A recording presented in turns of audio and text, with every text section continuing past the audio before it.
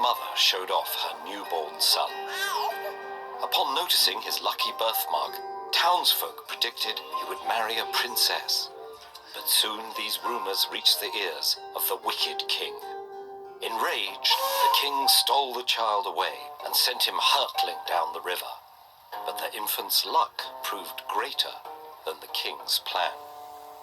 Years later, the king was traveling his realm when he spotted a strapping young man with an uncanny birthmark. After confirming the child's origins, the sly king entrusted the boy with a letter for the queen.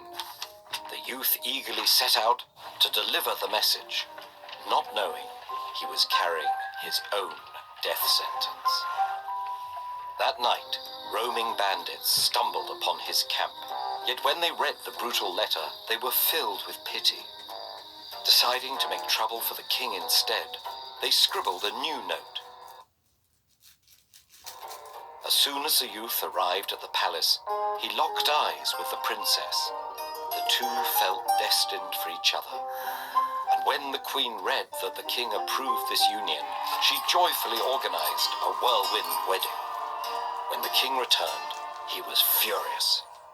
But he couldn't execute his daughter's beloved without reason, so he devised a diabolical trial. He ordered the youth to travel to hell itself and return with 3 golden hairs freshly plucked from the devil's head. Only upon succeeding could he return to his bride. The youth searched across the land for the entrance to hell until he finally reached an eerie village. Here he saw some villagers gathered around a well. They closed in on the youth, refusing to let him pass until he answered their question. Why was the well dry? The youth replied, "I will answer when I return." They directed him further into town, where he came across another set of villagers contemplating a gnarled tree. They refused to let him pass until he answered their question. Why was the tree barren? Again, the youth responded, "I will answer when I return."